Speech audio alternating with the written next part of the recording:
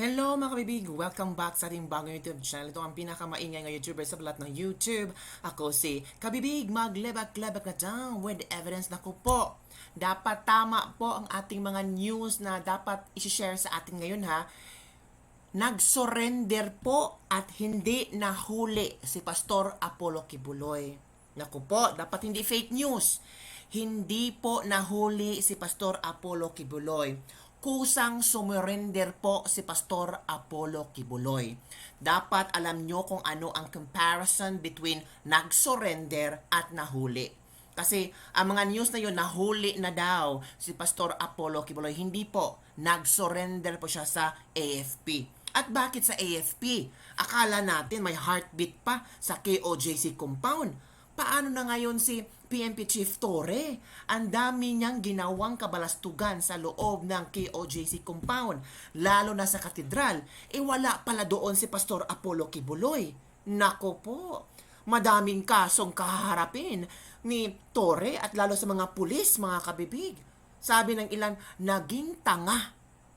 'Di ba? Naging tanga si Torre nang dahil lang sa heartbeat. Ginawang paeng, ginawang katatawanan si Torre ng kung sino man ang nag-utos sa kanya. 'Di ba? For how many days? Naghanap sila ng heartbeat. Nandiyan na daw si Pastor Apollo Kibuloy. Malapit na nilang nakita si Pastor Apollo Kibuloy. Kaya naghukay sila. Tapos nag-deny pa si Torre na, hindi kami naghukay. Photoshop yan, Photoshop. Pero later on, nagsalita na siya ng totoo kasi may mga videong kumakalat na galing din sa pulis. Ngayon, araw na ito, isang malaking sampal. Nako, matamlay ngayon si Torre. Kasi parang ginawa siyang katatawanan. Ang dahil lang sa heartbeat. Ang daming nadamay. Ang daming nagsakripisyo sa kanyang, meron kaming insider, meron kaming correspondent na nagsasabing si Pastor Apollo Kibuloy ay nasa loob ng KOJC. May mga secret bunker dyan na nagtatago si Pastor Apollo Kibuloy. Ngayon, secret bunker ba talaga? Galing daw sa bundok si Pastor Apollo Kibuloy at sinundo ng helicopter or airplane ba? Nasaan na yung sinasabi ni Torre na may heartbeat pa. Naramdaman namin ang heartbeat. Itong heartbeat na ito, malapit na tayo sa kinaroroonan ni Pastor Apollo Kibuloy. Naku mga kabibig, very sad ang pagmumukha ni Torre ngayon mga kabibig. Nakikita ko parang parang sinabuyan ng malamig na tubig, hindi ba mga kabibig? Wala po kung sabi ni Torre ha, wala po akong idea sa full story na yan. Ay, kawawa naman si Torre. Oy. Hinay-hinay ang paglabas ng storya ngayon. Naku, kinawawa ito. Tingnan yung kabibig, oh. Ito ang sabi ni Brigadier General Nicolas Torre. Wala po akong idea sa full story niyan. I think you have ask the secretary kung paano ang full story, kung paano nahuli si Mr. Kibuloy. Hindi po nahuli si Mr. Kibuloy. Nag-surrender po si Pastor Apollo Kibuloy. Kawawa naman pagmumukha ni Torre. Oy, parang lahat ng kanyang mga effort, lahat ng kanyang tapang na I do believe na si Pastor nandyan pa rin. My heartbeat. Tapos yung araw na to, nagpadala naman ng mga bagong pulis. Ngayon, paano na ngayon? Paano niya sasagutin ang lahat ng kasong ipapatong ng KOJC members? Lahat ng pag-aabuso na ginawa nila sa cathedral, sa KOJC compound, pati ang college na damay. Nako, Torre, maghanda-handa ka na ngayon. Dapat talaga magaling na abogado. Magaling na abogado ang dapat kausapin mo. Kasi delikado yan. I'm sure talaga sasampa ng kaso itong mga KOJC members. Ito kabibig, ito yung interview ni Torre. Si Sergeant lang i-interview nyo dahil yung pagkahuli ni, ang particulars ng pagkahuli ni Pastor Apollo Kibuloy ay para pakitanong nyo lang sa SILG. Si Sergeant lang i-interview nyo dahil ang mga details nun ay hindi ko talaga alam. Pero siya po ay nanggaling mismo dito sa Davao? I think so. I would like to think so. Na dito talaga nanggaling sa Davao dahil pinasundo ng aeroplano. So, And may convoy na pinalabas sa KOJC. Ang pinikwento niyo kanina ay siya ay sinundo ng C-130 with itong... Hindi ko sigurado na sinundo ng C-130. Basta namataan natin ng C-130 na naglanding sa TOG 11 at pagkatapos ay merong utos sa atin na palabasin yung siyam na sasakyan doon sa hangar papunta sa loob ng airport. Pinaguide ng ating ABSEO, yung Aviation Security Group na unit natin, and then dinala sa aeroplano. Yan, ako po. Oo. Parang matamlay si Torre kasi hindi ang PNP ang nakahuli.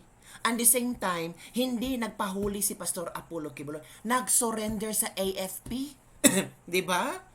Sa lahat ng effort ni Torre, biglang nawala parang bula. Paano na ngayon? Oh. 'Di ba? Akala nila makukuha nila ang 10 million na pabuya, ang 20 million na pabuya. Paano na ngayon? So matamlay na matamlay si Torre. Si Torre lang ang matamlay ha, pero ang mga pulis, mga kabibig, sobrang happy na mga pulis. Bakit happy? Umuwi na ang mga pulis, mga kabibig. Nasa 2,000 na pulis ang happy-happy umuwi na. May ibang nagyakapan, niyakap na mga KOJC members ang mga kapulisan.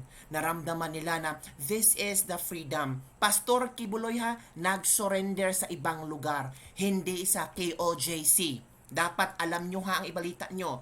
Inalam pa ngayon kung kaninong heartbeat ang narinig para narinig ni Torre sa ilalim ng lupa. Nako, paano yan mga kabibig? Kung wala si Kibuloy sa underground, kaninong heartbeat yung narinig ni Torre sa ilalim ng lupa? Ginulo nyo si Lucifer, magbabayad kayo. O ba kay Lucifer yung heartbeat ba? Ay, in fairness, kung na-detect ni Torre ang heartbeat ni Lucifer, ipagpatuloy mo na lang, Torre, 'di ba? 'Di ba? Nako, hindi alam ni Diwata na sumuko na si Pastor Apollo Kibuloy. Anong nangyari? Ikaw yung nagpagod, tapos nalaman mo na lang na sumuko na si Pastor sa Facebook lang? Circus talaga. Yes, mga kabibig. Yan ang nangyari. 'Di ba? Yung effort ni Torre, binasura. Yung ilang araw na walang klarong tulog yung mga pulis, binasura. So, sino ang author ng story na ito? Sino ang nagpasakay kay Torre? Sino kaya ang author na ginawang gago si Torre? Pinahiya si Torre sa madlang people, sa social media. Di ba nakakahiya? Wala pala si Pastor Apollo Kibuloy dyan sa KOGC, tapos sabi mo, heartbeat. Nako. At ito mga kabibig ha, grabe no, kahit galit na galit ang KOJC members, tapos ito na yan kabibig ha, ito nagyakapan ang mga pulis at ang KOJC members. This time parang they forgive each other mga kabibig, which is the very good, di ba? Nag-iyakan kasi alam na mga pulis na mali talaga ang ginagawa nila. Pero sumusunod lang sila sa utos. Ngayon lang talaga na ilabas nila kung ano yung totoong saloobin nila. Di ba kabibig niyo, nag-iyakan sila meron pa nagpa-picture, di ba? Meron pang nag-handshake. Di ba? Alam natin kabibig these policemen and women, na force lang talaga sila. Kasi trabaho nila. Tapos may heartbeat pa, di ba? So lumayas na sila, 'di ba? Nagyakapan. So sabi ng isang netizen, PNP, tumulong kayo sa paglinis at pag-ayos ng KOJC compound. Yan. Nako po. Ayan Pangiti-ngiti pa daw kayo mga pulis. Ito pa. 'Di ba? This is a touching picture mga kabibig. Kasi at the end of everything, we have to hug each other. Ang mga pulis ay ginagawa yung trabaho. Ang KOJC members naman, talagang pinaglaban nila kung ano ang kailang karapatan. 'Di ba? At the end of the day, yung pag-surrender ni Pastor Apollo Kibuloy, yun pala ang magiging hudyat ng bagong istoryang lalabas. Nako, Ano kaya ang bagong istoryang lalabas mga kabibig? Nako mga kabibig. Hintay-hintay lang tayo sa bagong istoryang ilalabas nila. Sobrang happy po ang KOJC members na nakapasok ulit sila sa kanilang cathedral for over 2 weeks of police siege. Grabe, no? Sobrang makabibig, oh. Nako, paano yan? Isang malaking problema yan. Ni Torre, hindi pala niya alam na sumuko na si Pastor Apollo Kibuloy. Sa Facebook lang pala niya nalaman na sumuko na si Pastor Apollo Kibuloy. La, grabe naman si Torre, walang kaalam-alam. Pati si Abalos, hindi in-inform si Torre na, General Torre, may inform ako sa iyo, sumuko na si Pastor Apollo Kibuloy. Ang media pa ang nag-inform kay Torre. So ginawang tanga si Torre. 'Di ba? Pagkatapos ng ilang araw na paghuhukay nila, hindi man lang maka-inform si Abalos kay Torre. Si Abalos, makabibig, nag-post talaga. Ano ba ang post ni Abalos? Ang post ni Abalos is, nahuli na si ito ang post ni Abalos, ha? Nahuli na si Pastor Kibuloy. Oh, ito ang post ni Abalos. Nahuli or sumurrender? Dapat be clear with the information. O yan, o. Binhor Abalos, nahuli na si Pastor Apollo Kibuloy. Dapat sana sumurrender na si Pastor Apollo Kibuloy. Hindi nahuli. Diba? Sumurrender sa AFP. Si Abalos talaga. Mali-mali pa rin yung mga news nyo. Correction, i-correct nyo po. Binhor Abalos. Kawawa naman si Torre. Walang kaalam-alam na nag-surrender na si Pastor Apollo Kibuloy. Kung hindi pa siya na-inform na sa Facebook or sa mga news outlet, patuloy siya maghuhukay doon sa KOJC at dadami pa ang kanyang kaso. Diba? Kawawa din si Torre, oy. Diba? Ginawang tanga. Diba? Naku, si Abalos na naman, pa-epal. In fairness, hindi sumurrender si Pastor Apollo Kibuloy sa mga PNP kasi mahilig naman ang mga head, ang CIDG, secretary, magpa-epal. Kagaya nangyari kay Alice Goo, si Marvel at si Abalos pumunta sa Indonesia, nag-selfie-selfie.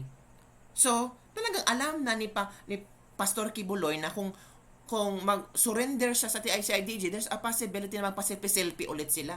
Di ba mga kabibig? Dahil sa first to break, di na hinintay ng MSM kung ano talaga ang nangyari.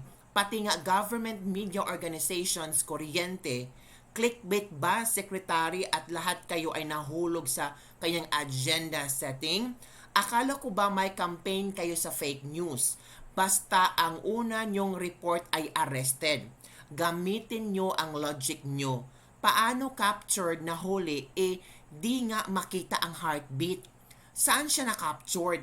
Di ba dapat may corroborating information kayo bago maniwala sa isinulat sa MetaWall? Isang pangungusap na kulang sa 5 WS. Tama? Husay, no? Diba? Kasi, nagpa-epal na naman si Pero, kabibigan, nagpasalamat si Torre. Nagpasalamat si Torre. Oy, na ni Pastor Apollo Kibuloy, na na-realize ni Pastor Apollo Kibuloy na tama ang kanyang gawin, kundi harapin na talaga ang batas. Tapos, anong mangyari si Torre sa ginawa mo sa KOJC? Managot ka rin. O, eto mga kabibig, ito yung video ni Torre na nagpasalamat siya. Ito.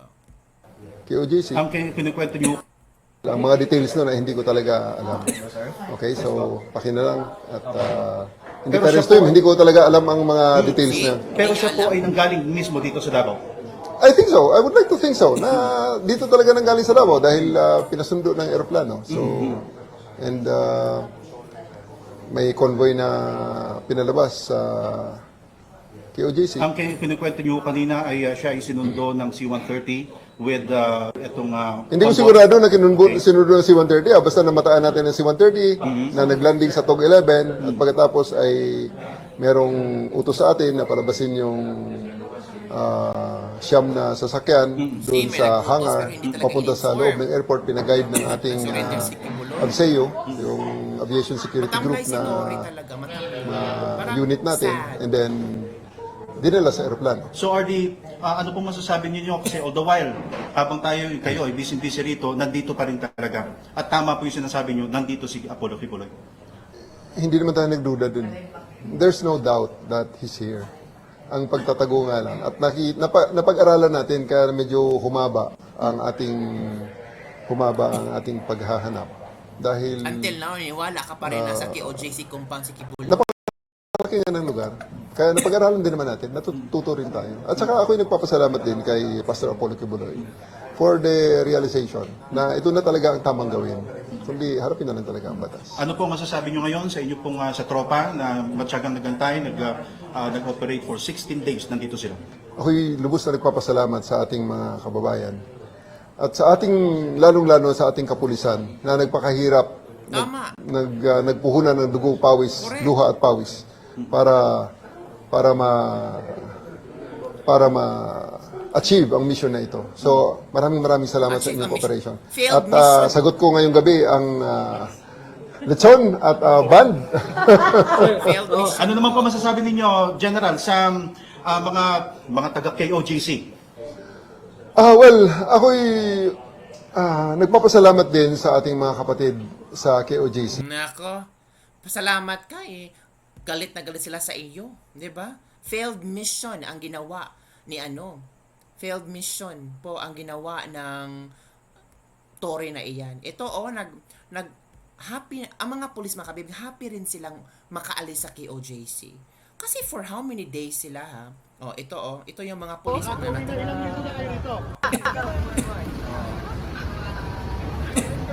Mga pulis Taga-asa mga PRO? Ha? Taga diri? Isang PRO kayo? Ano? Tingnan niyo, umalis na sa katedral. Linisin niyo ang katedral naman dyan. Lahat ng kagamitan for the heartbeat, inalis na. Pati yung mga panghukay, inalis na nila. Wala na. Yan, balik na naman sa maayos ang lugar ng KOJC. Sir, ano ang pakiramdam mo ngayon, sir? Medyo ginawa naman, makakaligo na ng makakatanggal na ng combat shoes. Kawawa ang mga pulis Magiginawa na yung katawan, ma'am, ba? Tapos, makakasama na yung pamilya.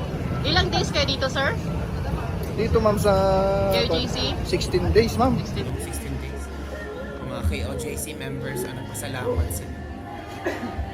So, ang susi talaga na mabalik sa ayos, si Kibuloy. Tama yung ibang tao. Tama talaga.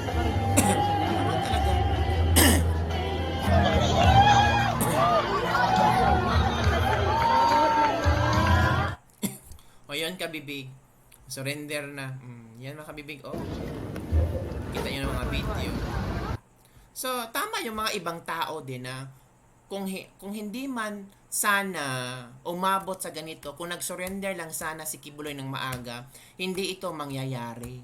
Hindi magkakaroon ng maraming gulo, hindi magkaroon ng maraming sagutan, kabastusan na nangyari sa KOJC. Yun din ang mga komento ng ilang netizen. So, sabi nila, kasalanan ni Kibuloy yan. May point naman sila. Pero yung sobrang pangbabastos ng ginawa ng mga pulis sa control ni Tory, hindi din maganda. Yung mga pang-abuso, hindi rin maganda. Pwede naman na warrant of arrest lang kasi, hindi search warrant. Diba mga kabibig? So, yun mga kabibig, yun ang ating Pastor Kibuloy surrendered directly to the ISAFP. They took him to the AFP headquarters in Manila immediately. The DILG and the PNP were not involved. Take note ha, DILG and the PNP were not involved. That's why there was no photo op, which they so badly wanted. Yun pala. Yun pala ang nangyari. Accordingly, Pastor C. Kibuloy and 4 others voluntarily surrendered to the Intelligence Service of the Armed Forces of the Philippines. Para aware kayo pag maglabas ng official statement mamaya, mapapahaya kayo sa fake news nyo. Diba? Totoo naman. Fake news, wag gawing fake news, 'di ba? Sumurrender po yung 5. Kasali si Pastor Apollo Kibuloy. Oh, makabibig ha. Wag pachika-chika dyan. Sumurrender po. So, tama ba nasa KOJC compound lang pala si Pastor Kibuloy? The Sheminets demonized PNP and General Torre when they are just doing their duty daw. Now they are vindicated, sabi ng isang netizen. Good job, Secretary Binhor Abalos and the Philippine National Police. Oh. Good job ba? Kayo na ang bahalang mag-comment dyan ha kung good job ba talaga. Nako. Ay, nako kabibig. Yun mga kabibig ang nag-trending ngayon. Grabe. Grabe yung usap Pastor Kibuloy, di ba? Ano kaya ang mangyayari, no? Ano kaya ang mangyayari? Ano kaya ang pwedeng ibulgar ni Pastor Apollo Kibuloy? At nag-comment si Risa Hontiveros. Ha? Oo, kabibig. Hindi talaga makapagpigil si Risa Hontiveros at nag-comment na siya, mga kabibig. So, ano ang comment ni Risa Hontiveros, kabibig? Ito. Share ko, ha? Ito. Managot ka, Apollo Kibuloy. You cannot outrun the law. You will not further delay justice. Abot kamay na ng mga victim survivors ang hustisya. Salamat sa kanilang paglalakas loob na magsabi ng katotohanan. Magpapatuloy ang investigasyon ng Senado para matuldukan ang sistematikong pag-aabuso sa mga pinaka-vulnerable sa lipunan. Bilang na ang araw ng tulad nilang naghahari-harian, ng babastos sa batas at ng aabuso sa kababaihan, kabataan at kapwa nating Pilipino. O, yan ha. Yan ang statement so far ni Senator Risa Hontiveros. Managot ka, Kibuloy. Bilang na ang araw mo. O, diba? So, tingnan natin sa Senate hearing, baka ma-shock lang tayo kung merong mga ibubulgar si Pastor Apollo Kibuloy, di ba? So, yun mga kabibig. Yun na lang mga kabibig ang ating latest lebak-lebak for today. Ano ang iyong komento tungkol dito?